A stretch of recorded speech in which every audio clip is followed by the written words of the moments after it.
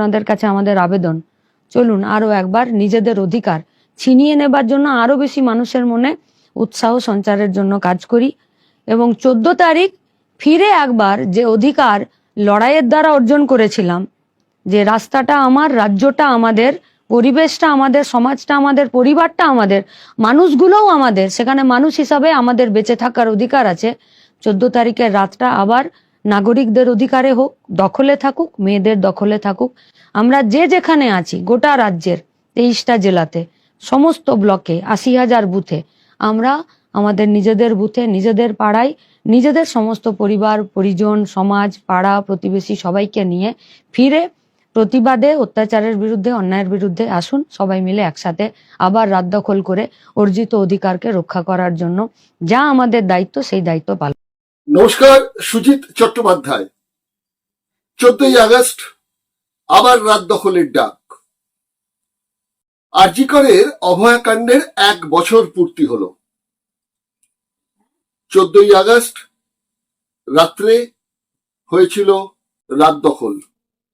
সেই 2025-এ আবার নতুন করে রাত দখলের ডাক। কারণ অভয়ের বিচার নিয়ে সাধারণ মানুষের যে দাবি ছিল সে দাবি পূরণ হয়নি। একজন মাত্র ধরা পড়েছেন, তার নাম সঞ্জয় রায়। কিন্তু মানুষ বলছেন যে একজনের কাজ নয়, আরো অনেকে রয়েছে যাকে রাজ্য সরকার সরিয়ে রেখেছেন নিজেদের প্রবলেম হয়ে যাবে বলে। সুতরাং তারা দাবি তুলছেন স্বচ্ছ বিচার চাই। অভয়ের মা বাবাও সে দাবি করেছেন এবং অভয় মঞ্চের ব্যানারে মা বাবা কিন্তু তীব্র আন্দোলন চালিয়ে গেছেন গত 1 বছরে। হঠাৎ কি হলো এবার 9ই আগস্ট দেখা গেল বিজেপির শুভেন্দু অধিকারীর ডাকা একটি নবান্ন অভিযানের সঙ্গে রইলেন সেই অভয়ার মা বাবা। পাশে কিন্তু সেই অভয়া মঞ্চ, সেই জুনিয়র ডাক্তার, সেই বাম মনস্ক মানুষ বা সেই শুভবুদ্ধি সম্পন্ন নির্দলীয় মানুষজন তারা নেই। কারা আছেন? কিছু গেরুয়াধারী সন্ন্যাসী আর কিছু আছেন গুটখাখোর ওই বিজাতীয় কিছু মানুষজন, এবং তারা পুলিশের সঙ্গে মারামারি করলেন, পুলিশও লাঠি চালালো, বাবা মাও আহত হলেন, পুলিশদের হসপিটালে ভর্তি করা হলো। তাদের মধ্যে থেকে বিজেপির একজনকে ধরাও হলো, সে নাকি খুব অর্জুন সিং এর খুব কাছের লোক, কিসাম গুপ্তা, মানে বাঙালি নয়। যাই হোক, বাঙালি বলে আলাদা করে আমি এখানে এই জন্যই বারবার বলতে চাইছি, যে অভয়া মঞ্চ এত তীব্র আন্দোলন চালালো, যে জুনিয়র ডাক্তাররা এই তীব্র আন্দোলন চালালো, তাদের সঙ্গ থেকে সরে এলেন মা বাবা। কারণ কি? রহস্যটাই বা কি? দেখুন, একটা ছোট্ট ভিডিও যেটা ভাইরাল হয়েছে সেটা আপনাদের কাছে প্রথমে তুলে ধরছি। কার সাথে? শ্রমিক ভোটারাইজেশন। ও আচ্ছা, তো শ্রমিক বাবু সমস্ত ব্যবস্থা করে দিয়েছিলেন আপনাদের যাওয়ার? না না না, আমরাই গেছি। উনি আর কি মানে কথা বলে দিয়েছিলেন যে আপনারা গেলে সাক্ষাৎ? শুনে উনি বলেছিলেন যে আপনার আসুন, চেষ্টা করছি দেখি হয়তো সাক্ষাৎ হতে পারে। সিবিআই যা বলছে না, মাথা গরম করে দিয়েছে আরো বেশি। সারাদিন না খেয়ে ওদের পেছনে পড়ে রইলাম, না খেয়ে না স্নান করে নাটক শুরু করে দিয়েছে। কি বলছো ওরা এখন? আমাদের প্রশ্নে মানে জর্জরিত হয়ে বলে আমরা এই মামলা ছেড়ে দেবো। আমি এখানে বলে দেবো না, কোর্টে গিয়ে বলে। হ্যাঁ, তো ইতিমধ্যে আপনারা দিল্লি গিয়েছিলেন অমিত শাহের সাথে দেখা করতে, তো দেখা তো হয়নি মনে হয়। না, সোমবার পর্যন্ত অপেক্ষা করতে বলেছেন, কিন্তু আমাদের পক্ষে সোমবার পর্যন্ত অপেক্ষা করা সম্ভব ছিল না, তাই হয়নি। আচ্ছা, কিন্তু আপনাদের তো ডেট জানিয়ে দেওয়া হয়েছিল নিশ্চয়ই যে ওই দিন দেখা করা? সেইভাবে ফাইনালি কিছু হয়নি। আচ্ছা, দেখা করবে এইটুকু কথা হয়েছিল? হ্যাঁ। তো তো এত দূর থেকে গেলেন, তাও সম্ভব হলো না দেখা করা? না, দেওয়া সম্ভব হয়নি। সোমবার পর্যন্ত অপেক্ষা করতে বলেছিল, কিন্তু আমাদের পক্ষে সোমবার পর্যন্ত অপেক্ষা করা অসম্ভব না। আচ্ছা, তো সেটা কি উনি জানালেন? হ্যাঁ, উনি সোমবার পর্যন্ত থাকতে পেরেছিলেন। আচ্ছা, তো আপনি তো অ্যাপয়েন্টমেন্ট নিয়ে গিয়েছিলেন নাকি? না না, অ্যাপয়েন্টমেন্ট ছিল না। ও অ্যাপয়েন্টমেন্ট থাকলে তো তাহলে তো অন্যরকম কথা বলতাম, এটা তো স্বাভাবিক ব্যাপার। অ্যাপয়েন্টমেন্ট তো আর সিবিআই দপ্তরের এর সাথে আপনারা দেখা করেছিলেন, দেখা হয়েছে? সালা ওটা সিবিআই যা বলছে না, মাথা গরম করে দিয়েছে আরো বেশি। সারাদিন না খেয়ে ওদের পেছনে পড়ে রইলাম, না খেয়ে না স্নান করে হ্যাঁ, ওরা নাটক শুরু করে দিয়েছে। কি বলছে ওরা এখন? আমাদের প্রশ্নে বানে জর্জরিত হয়ে বলে আমরা এই মামলা ছেড়ে দেবো। আমি যে এখানে বলতে হবে না, কোর্টে গিয়ে বলে। হ্যাঁ, আমি এখানে এই কথা শুনতে এসেছি নাকি? তো তারপর ওরা কি জানাচ্ছে শেষমেশ? কোর্টে গিয়ে বলে আবার বসে বললো সাপ্লিমেন্টারি চার্জশিট দেবো। হুম আমি আর কবে দেওয়ার সেটা নিয়ে আর প্রশ্ন তুলিনি, কারণ এমনি মাথা খারাপ করে দিয়েছি। হুম তারপরে আবার বলি কবে দেবে, তাহলে তো বুঝতেই পারছি। আচ্ছা, তো এটা শুভেন্দু বাবুকে জানিয়েছেন? না, এখন তো কথা হয়নি শুভেন্দু। শুভেন্দু বাবুর সাথে কথা হয়নি? না, আজকে কোনো কথা হয়নি, কথা হলে জানিয়ে দেবো। আর না, ওই যে দপ্তরে দেখা হয়নি, এই সরি অমিত শাহের সাথে সাক্ষাৎ হয়নি, এই ব্যাপারটা জানাননি? না না, জানানো হয়নি। ও, মানে ওখান থেকে ফেরার পরে আর কথা হয়নি? না না না। আচ্ছা, তার আগে হয়েছিল? আগে তো বলছি। যাওয়ার ব্যাপারে তো? না, যাওয়ার ব্যাপারে ওনার সঙ্গে কথা হয়নি। যাওয়ার ব্যাপারে শ্রমিকবাবুর সঙ্গে কথা হয়েছে। কার সাথে? শ্রমিক হোটেলের সঙ্গে। ও আচ্ছা, তো শ্রমিক বাবু সমস্ত ব্যবস্থা করে দিয়েছিলেন আপনাদের যাওয়ার? না না না, আমরাই গেছি। উনি আর কি মানে কথা বলে দিয়েছিলেন যে আপনারা গেলে সাক্ষাৎ? শুনে উনি বলেছিলেন যে আপনার আসুন, চেষ্টা করছি, দেখি হয়তো সাক্ষাৎ হতে পারে। আচ্ছা, তো তারপর এসে শ্রমিক বাবুকে জানাননি? তো সেদিনই দেখা হয়েছিল রাত্রিবেলা, পাশেই তো, পাশাপাশি তো আমরা যেখানে গেছিলাম হ্যাঁ। ছিলাম আর কি, তার হোটেল, তার পাশেই শ্রমিকবাবুরও বাড়ি। ও ওখানে রাজ্যসভা সদস্য হিসেবে কোয়ার্টার। হ্যাঁ, তো শ্রমিক বাবু তারপর কি বললেন? বললেন ফাইনালি একবার করে আপনারা তারপরে আসবেন। আমি বললাম আমার তো মেল করা আছে, মেল ওখানে এখান থেকে অফিস থেকে মেল গেলেই আমি আসবো। হ্যাঁ, বারবার এতবার অন্যান্য সমস্ত জায়গায় ভোট প্রচারে যেতে পারেন অমিত শাহ, আপনারা গেলেন এতটা দূর থেকে, একবার সাক্ষাৎ করাই যেত তো। সেটা এখন যার যার ইচ্ছা। সিবিআই যেভাবে কথা বলছে তাতে তো সেটাই একটা কারণ হতে পারে, হয়তো শ্রমিকবাবু ওই অমিত শাহ দেখা করতে পারছেন না। ও সিবিআই ব্যাপারেই তো প্রশ্ন উঠবে, এটা তো আপনি যা করেই জানেন। অভয়ার অভিভাবকদের এখন কিন্তু কোনো ঢাকগুড়গুড় নেই। তারা পরিষ্কার বলছেন যে আমরা যে 9 তারিখে নবান্ন অভিযানের ডাক দিয়েছিলাম, বামেরা বা অন্যান্য যারা আছেন এবং বিশেষ করে জুনিয়র ডাক্তাররা আসেননি, আসলে ওরা নাকি রাজনীতি করছেন। যে সিবিআই এই দায়িত্বটা নিয়েছিল তাদের তদন্তে হতাশ অভয়ার মা বাবা। তারা আবার নতুন করে দাবি জানিয়ে তারা হাইকোর্টে আবার মামলাও করেছেন। আমাদের মনে হয় যে অভয়ের মা বাবা হয়তো ভেবেছেন যে এই সিবিআই পরিচালনা করে কেন্দ্রীয় সরকারের অধীনস্থ একটি সংস্থা, সুতরাং কেন্দ্রের সরকারের যে দল, সেই দলের সঙ্গে যোগাযোগ রাখলেই বোধহয় এখানকার রাজ্য সরকারের যে তদন্তে গড়িমসি বা ঢেকে রাখার যে প্রয়াস, সেটাকে বার করে আনা যাবে। অর্থাৎ তার মেয়ের ন্যায্য অধিকার, মানে যেটা সেটা হচ্ছে যে তার ধর্ষণ এবং খুনের যে ন্যায্য দাবি, সেই দাবিটা পূরণ হবে। এবং সরাসরি অভয়ার মা বাবা তো এটা নিয়ে জুনিয়র ডক্টরদের অভয়া মঞ্চ যে রাজনীতি করছেন সে কথাও কিন্তু প্রকাশ্যে বলে দিলেন সাংবাদিকদের সামনে। কি বললেন তারা? আমরা সিপিএম পার্টি অফিসে গেছি, সিপিআই, কংগ্রেস এবং এসইউসিআই আরএসপি সব রাজনৈতিক দলের অফিসে গেছি। সেখানে সিপিএম স্পষ্ট কথায় বলেছে যে অভয় মঞ্চ এবং জুনিয়র ডাক্তারদের যে আন্দোলন আমরা পরিচালনা করি। এসইউসিআই সাংবাদিক সম্মেলন করে বলছে ডাব্লিউবিজেডিএফ যে আন্দোলন করছে এটাই সঠিক আন্দোলন, ওই আন্দোলনের সঙ্গে আমরা অন্য কোনো আন্দোলন আমরা যাব। এইবার সিপিএম যেখানে এই কথা বলছে, সিপিএম বামফ্রন্টও যখন এই কথা বলছে, এসইউসিআই তো এখন বামফ্রন্টের বাইরে। এসইউসিআইয়ের বক্তব্য পুরো আলাদা, মানে ওরা বলছে যে জুনিয়র ডাক্তারদেরই সমর্থন করছে, কিন্তু সিপিএম সিপিআই বামফ্রন্টরা এরা অভয় মঞ্চেরই সম্পূর্ণভাবে সমর্থন। সুতরাং এখানে অভয় মঞ্চেই রাজনীতি করছে, আমরা নয়। আমরা সবাইকে আহ্বান জানাবো, আমরা পেছনে হাঁটবো, কিংবা আপনারা পেছনে হাঁটুন, আমরা সামনে হাঁটবো, কিংবা অন্য কোনো স্পট থেকে। আমি এসইউসিআই এবং সিপিএমকে তাও বলেছিলাম যে আপনারা যদি যোগ দেন, আপনারা অন্য কোনো স্পট থেকে যোগ দেন, কোনো অসুবিধা নেই। সমস্ত কলকাতা পুলিশে হাত ধরে টানাটানি করে আমাকে করেছে, কিন্তু আমার স্ত্রী একটু দুর্বল, তাকে হঠাৎ করে সুযোগ পেয়ে, সে একটু পেছনে ছিল, সুযোগ পেয়ে পাশে নিয়ে চলে যায় মহিলা পুলিশই। সেটা আপনার সংবাদ মাধ্যমের ছবিতে নিশ্চয়ই দেখতে পাবেন। পুলিশ নিয়ে গিয়ে তাকে মারধর করে এবং তার মাথার মধ্যে মারে, ঘাড়ে মারে এবং হাতের শাখা ভেঙে দিয়েছে।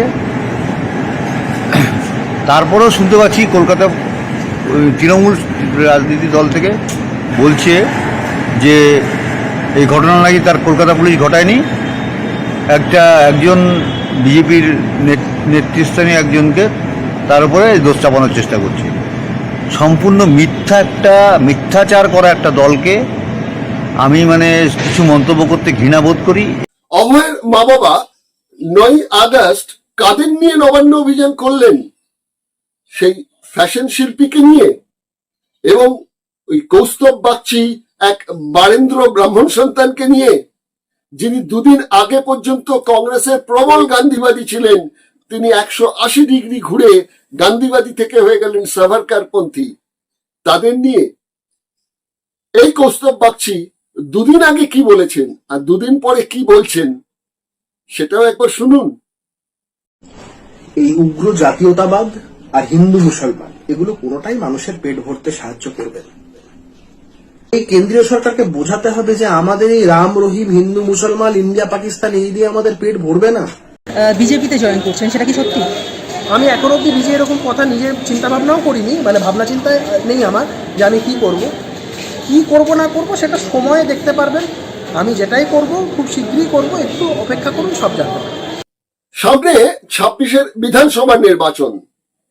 বিজেপি এই মুহূর্তে খুব প্রবলেমে আছে, কারণ বাঙালি বিদ্বেষ নিয়ে সারা ভারতবর্ষে বিজেপি শাসিত রাজ্যগুলিতে যা যা ঘটছে, সেগুলো কিন্তু সামনের নির্বাচনে যে বিজেপির বিরুদ্ধে যাবে সেটা আগাম আন্দাজ রাজ্য বিজেপি নেতারা করে ফেলেছেন। কিন্তু কি করবেন? কেন্দ্রের ভূমিকা, অন্যান্য রাজ্যের যে সরকারগুলো রয়েছে তাদের ভূমিকা, তাদের ওপর তো আর হাত নেই রাজ্যের। আর এই রাজ্যের দলটাকে মুখে যাই বলুন না কেন, বিজেপি খুব ভালো করে জানেন যে ভরসা করার মতন জায়গা নেই। কেন? এদের মধ্যে এত গোষ্ঠী কোন্দল রয়েছে। আর যদি গোষ্ঠী কোন্দল নাই থাকতো, তাহলে 9 তারিখের যে সমাবেশটা তারা করলেন নবান্ন অভিযানের, সেখানে গিয়ে কিন্তু দেখা গেল যে একমাত্র শুভেন্দু রয়েছেন, একজন ফ্যাশন শিল্পী রয়েছেন, এবং আরেকজন রয়েছেন কে? কৌস্তব বাগচি, যেটার কথা আপনারা একটু আগে শুনলেন। সেখানে কিন্তু না আছেন শ্রমিক ভট্টাচার্য, না আছেন সুকান্ত মজুমদার। এই পরিপ্রেক্ষিতে দাঁড়িয়ে কি হতে চলেছে, অভয়া কাণ্ডের বিচারের দাবি কতটা গুরুত্বপূর্ণ হতে চলেছে আগামী দিনে, সেটা তো সময় বলবে। কিন্তু অভয়ার মা বাবাদের কাছে আমাদের একটাই প্রশ্ন, সেটা হচ্ছে যে এ রাজ্যে নিশ্চয়ই খুব ভালোভাবে যে নারী সুরক্ষার ব্যবস্থা আছে তা নেই, একথা সবাই স্বীকার করছেন।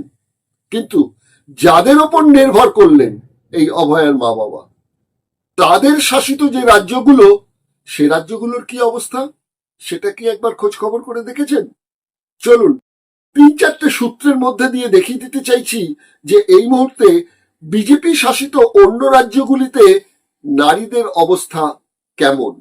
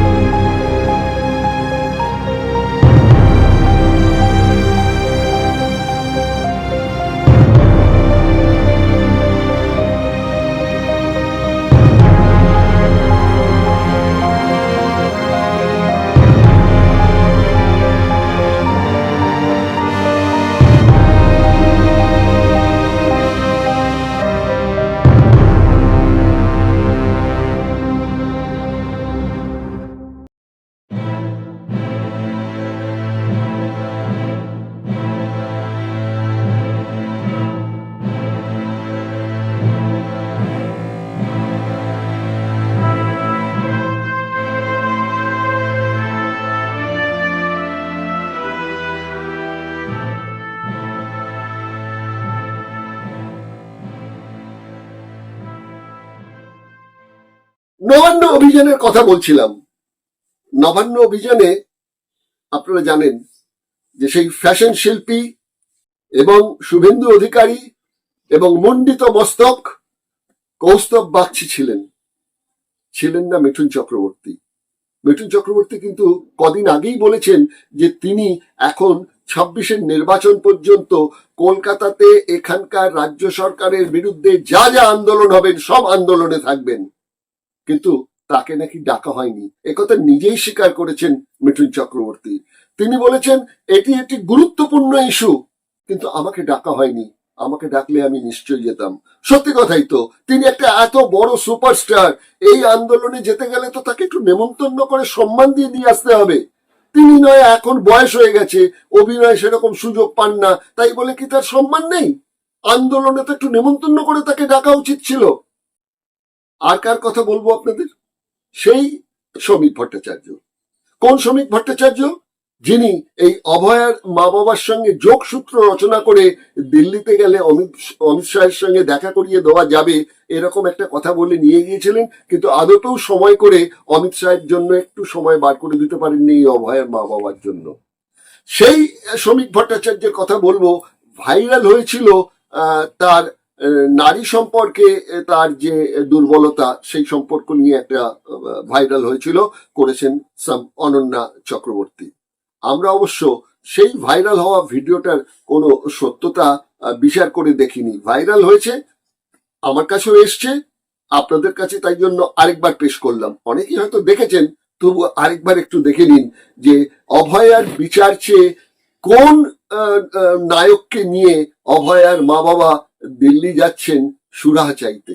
একবার সেই ভাইরাল হওয়া ভিডিওটা একটু দেখুন।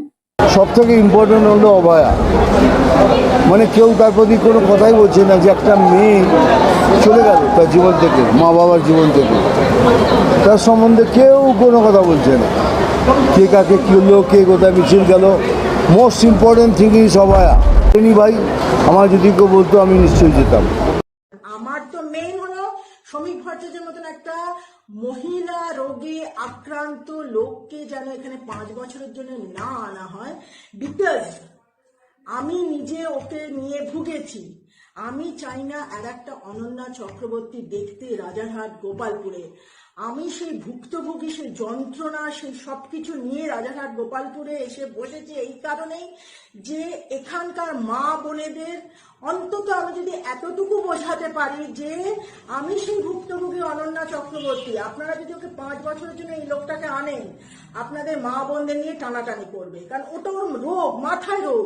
যে লোকটা সারাক্ষণ, একটা নেতা সারাক্ষণ মোবাইলে যে পর্ন ভিডিও দেখে, তো তার মাথায় তো মহিলা ছাড়া আর কিছু নেই, তার নিত্য নতুন মহিলা লাগে। আমার কোথাও মনে হয় যে আমি যদি 10 জনকেও ব্যবহার করতে পারি, এটা আমার অনেকটা পাওনা, অনেকটা জিত। আমি এখানে কোনো পলিটিক্যাল এজেন্ডা নিয়ে আসিনি। শ্রমিক ভট্টাচার্যের অনেক কিছু অনন্যা চক্রবর্তী বেয়ার করতো। স্কচ হুইস্কি গুলো কে দিত? ক্যান্টিনের থেকে বড় বড় ব্যাগ কার যেত বাড়িতে? ফ্লাইটের টিকিট গুলো কে দিত? তো কাজেই শ্রমিক ভট্টাচার্য করছে, ওর চামচারা কি বলছে সেই নিয়ে আমি মাথা কামাই না। শ্রমিক ভট্টাচার্য কি বলছে সেটা আগে আপনারা খোঁজ নিয়ে আসুন। সে বলবে না কোনোদিন, বিকজ হি নোজ। বিজেপি এবং তার সহযোগী হিন্দুত্ববাদী কিছু সংগঠন, তারা বিশ্বাস করে মনুবাদে, মনুস্মৃতিতে তারা বিশ্বাস করে। কোন মনুস্মৃতি? সেই মনুস্মৃতি যেখানে নারীকে একমাত্র সন্তান উৎপাদনের হাতিয়ার হিসেবে বলা হয়েছে, এবং তার সঙ্গে সঙ্গে এটাও বলা রয়েছে যে কোনো নারীর তার শরীরের ওপর তার কোনো অধিকার নেই। এমন আদর্শবাদে বিশ্বাসী যে দল, এমন আদর্শবাদে বিশ্বাসী যেসব সংগঠন, তাদের সহযোগিতা নিয়ে অভয়ার মা বাবা যাচ্ছেন নবান্ন অভিযান করতে, বিচার চাইতে তাদের মেয়ের ধর্ষণ এবং খুনের বিরুদ্ধে। সত্য সে লুকাস, কি বিচিত্র এই দেশ। এই যে মনুবাদ, সেই বিষয়ে একটি প্রতিবেদন আমরা তৈরি করেছি। চলুন এই প্রতিবেদনটা একটু দেখে নিন। 8ই আগস্ট 2025 অভয়ার ধর্ষণ ও খুনের ঘটনার বর্ষপূর্তি। প্রশাসনের দাবি মতো ধর্ষক ও খুনি গ্রেপ্তার হয়েছেন, যদিও ফাঁসির দাবি খারিজ করে আদালতে বন্দী একমাত্র বলির পাঠা সঞ্জয় রায়। সে জেলে কেমন আছে শুনুন। ধনঞ্জয় অনেক কষ্ট পেয়েছিল। সেই সময় জেলের অবস্থা খুবই খারাপ ছিল।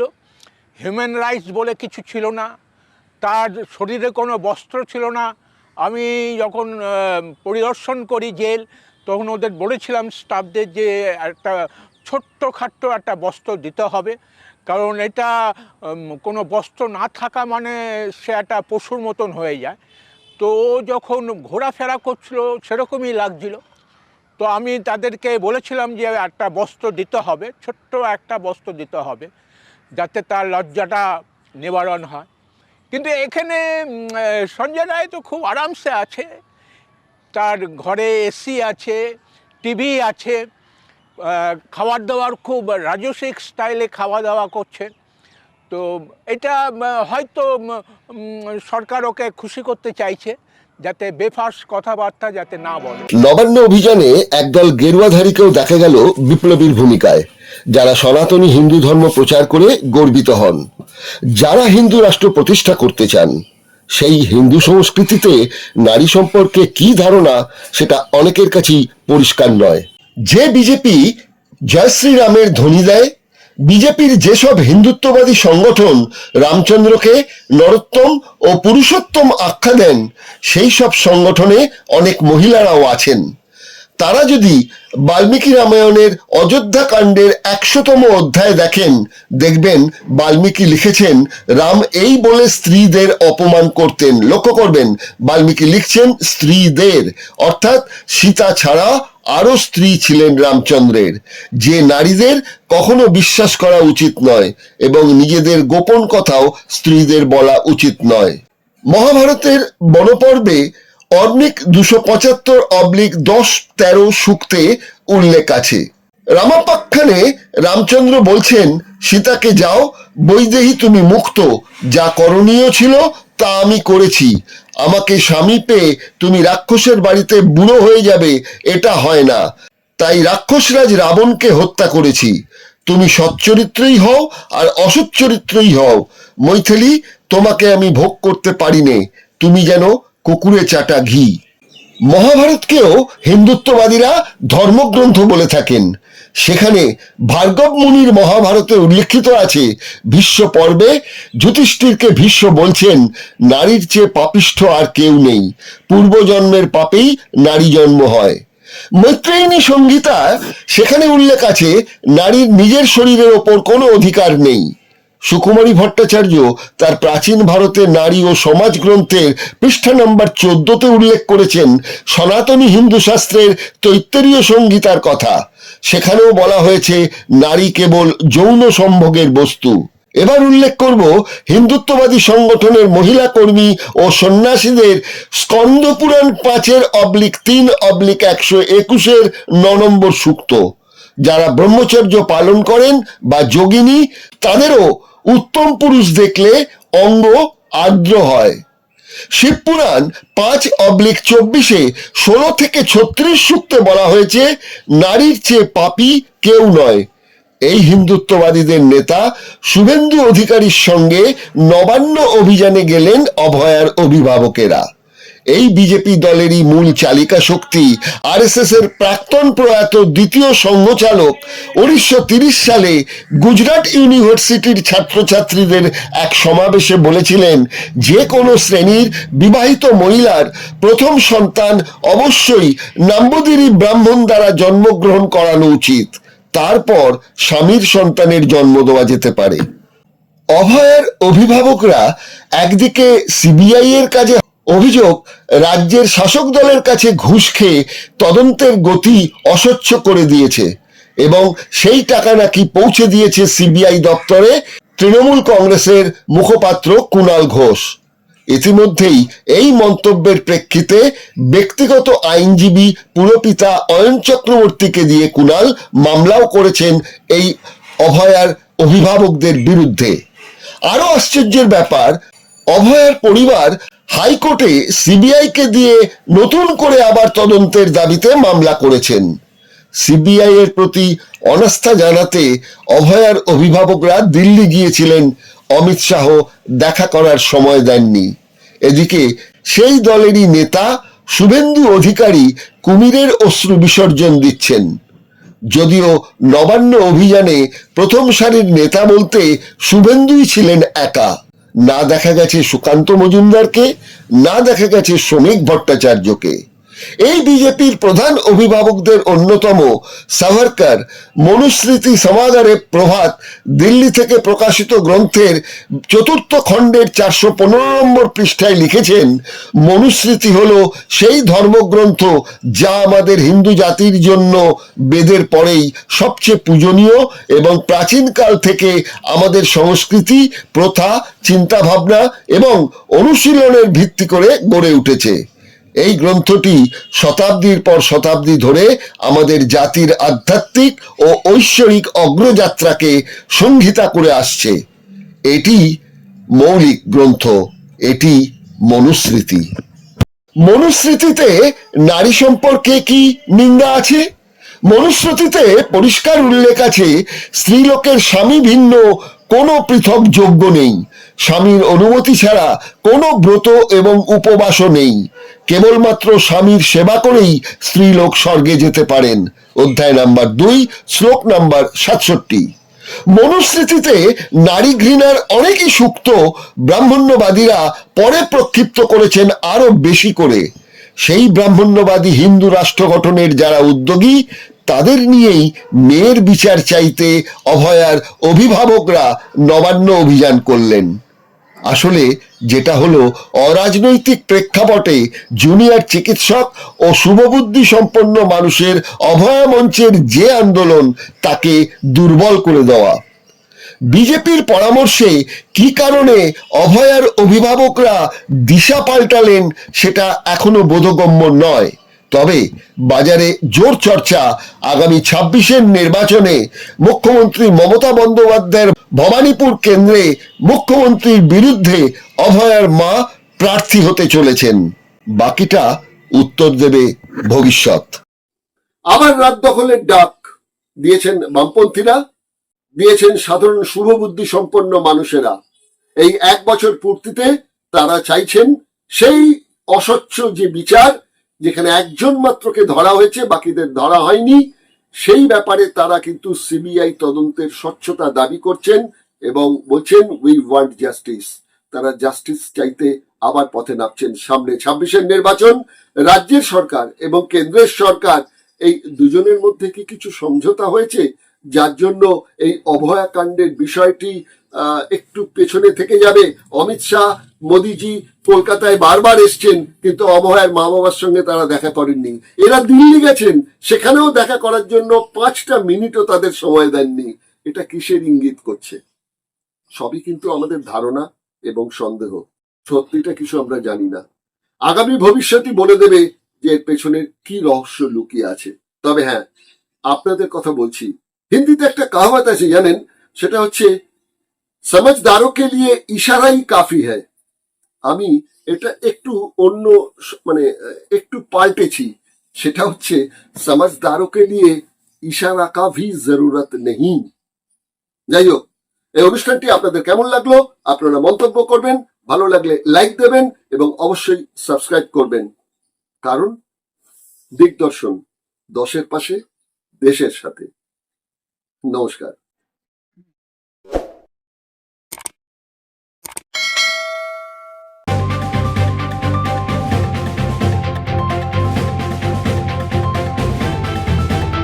রংহীন সংবাদ আর অজানা তথ্যের জন্য দেখুন দিগদর্শন, 10-এর পাশে, দেশের সাথে।